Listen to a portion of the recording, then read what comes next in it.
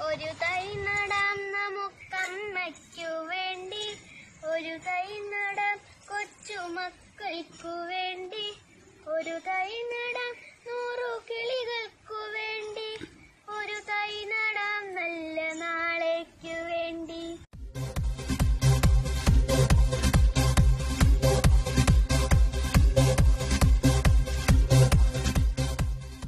Hi friends, പുതിയൊരു വീഡിയോയിലേക്ക് എല്ലാവർക്കും സ്വാഗതം. ഞങ്ങളുടെ സ്വന്തം ഗ്രീഷ്മ ഗിരീഷ്.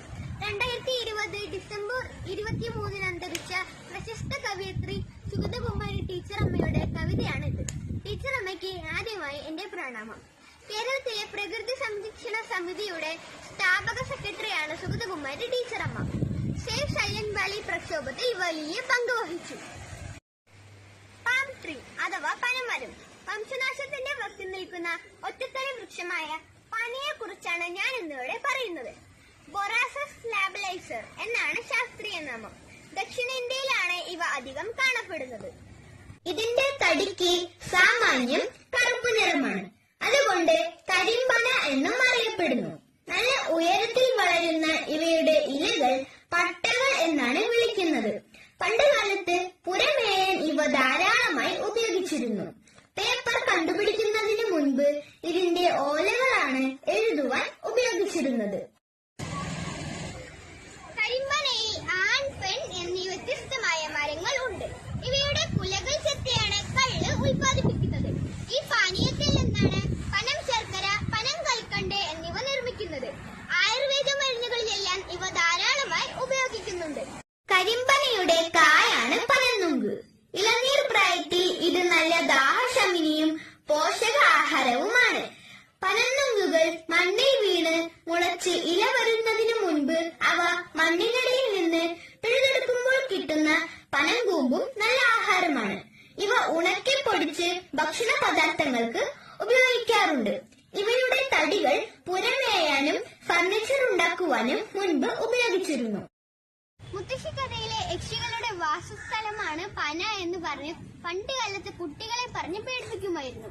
ചെങ്കൽ ചൂളയുടെ കടന്നുവരവ് മൂലം വിറകായി കത്തിക്കുവാൻ വേണ്ടി ഇവയെല്ലാം മുറിച്ചെടുത്തു. അതോടെ കേരളത്തിലെ യക്ഷികളുടെ വീട് നഷ്ടമായി.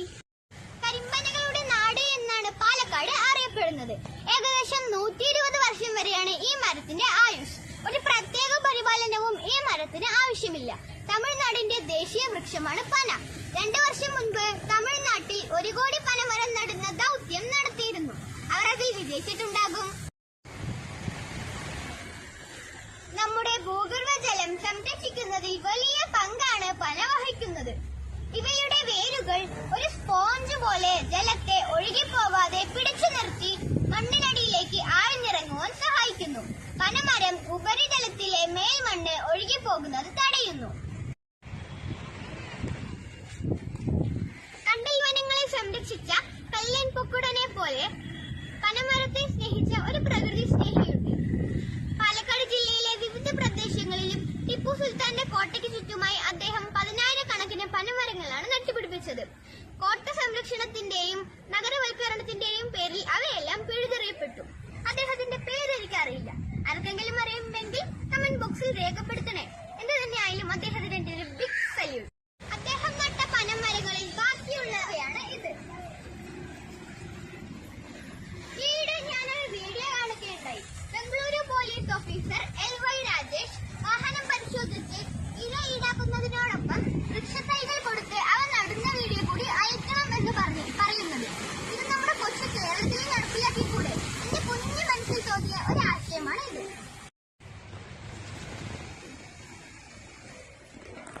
കേരളത്തിൽ പനമരങ്ങൾ അപ്രത്യക്ഷമായതോടെ കള്ളുചെത്ത് തൊഴിലാളികളുടെ ഉപജീവന മാർഗം നിലച്ചു. പനമരങ്ങൾ സംരക്ഷിക്കുന്നതിനോടൊപ്പം ഈ തൊഴിലാളികളെ കൂടി സംരക്ഷിച്ചാൽ മാത്രമേ നമുക്ക് പനയുടെ ഉൽപ്പന്നങ്ങൾ ലഭിക്കുകയുള്ളൂ. കരിമ്പിൽ നിന്നും ഉണ്ടാക്കുന്ന വെള്ളം, പഞ്ചസാര മുതലായവയുടെ ഉപയോഗം മൂലം ക്യാൻസർ, പ്രമേഹം തുടങ്ങി ഒട്ടനവധി മാരക രോഗങ്ങൾ ഉണ്ടാകുന്നു. അവയിൽ നിന്നും വളരെയധികം ഔഷധ ഗുണമുള്ളതാണ് പനയുടെ ഉൽപ്പന്നമായ കരിപ്പെട്ടി, പനവെള്ളം, പനം കൽക്കണ്ട്. നമ്മുടെ ദേശീയ വൃക്ഷം തെങ്ങ്, ദേശീയ പക്ഷി മലമുഴക്കി വേഴാമ്പൽ. ഇവയെല്ലാം സംരക്ഷിക്കുന്നതിനോടൊപ്പം പനമരത്തെ കൂടി സംരക്ഷിച്ചൂടെ? ഒന്നിൽ കൂടുതൽ ദേശീയപക്ഷിയും ദേശീയവൃക്ഷമൊക്കെ ആയാൽ എന്താണ് തെറ്റ്? നമ്മുടെ കോർപ്പറേഷനും മുനിസിപ്പാലിറ്റിയും പഞ്ചായത്തും എല്ലാം വൃക്ഷത്തൈകൾ നടുന്ന ദൗത്യം ഏറ്റെടുത്ത് നടപ്പിലാക്കണമെന്നാണ് എന്റെ അഭിപ്രായം. ഈ പുതുവർഷത്തിൽ നമ്മളെ കൊണ്ടാവുന്നത്ര വൃക്ഷത്തൈകൾ നട്ട് പരിപാലിക്കാമെന്ന് നമ്മൾ യുവതലമുറ പ്രതിജ്ഞയെടുക്കാം. ഒരിക്കൽ കൂടി പ്രകൃതി സ്നേഹിയായ സുഗതകുമാരി ടീച്ചർ അമ്മയ്ക്ക് ആദരാഞ്ജലികൾ അർപ്പിച്ചുകൊണ്ട് ഈ വീഡിയോ ഞാൻ ഇവിടെ അവസാനിപ്പിക്കുന്നു. തുടർന്നും ഇതുപോലുള്ള വ്യത്യസ്തമായ വീഡിയോകൾക്ക് വേണ്ടി ഈ ചാനൽ സബ്സ്ക്രൈബ് ചെയ്യുക. തൊട്ടടുത്ത് കാണുന്ന ബെൽ ബട്ടൺ കൂടി എനേബിൾ ചെയ്യുകയാണെങ്കിൽ ഞങ്ങൾ അപ്ലോഡ് ചെയ്യുന്ന പുതിയ വ്യത്യസ്തമായ വീഡിയോസ് നിങ്ങൾക്ക് നോട്ടിഫിക്കേഷൻ എത്തിച്ചേരുന്നതായിരിക്കും. നിങ്ങൾക്ക് ഈ വീഡിയോ ഇഷ്ടപ്പെട്ടിട്ടുണ്ടാകുമെന്ന് വിശ്വസിക്കുന്നു. ഇഷ്ടപ്പെട്ടാൽ ലൈക്ക് ചെയ്യുക, ഷെയർ ചെയ്യുക, നിങ്ങളുടെ അഭിപ്രായങ്ങൾ കമന്റായി രേഖപ്പെടുത്തുക. GAPGയുടെ വ്യത്യസ്തമായ വീഡിയോയുമായി വീണ്ടും കാണുന്നത് വരെ ക്യാമറാമാൻ എന്റെ പപ്പ ഗിരീഷ് കുമാറിനോടൊപ്പം it's me Grishma Girish signing out.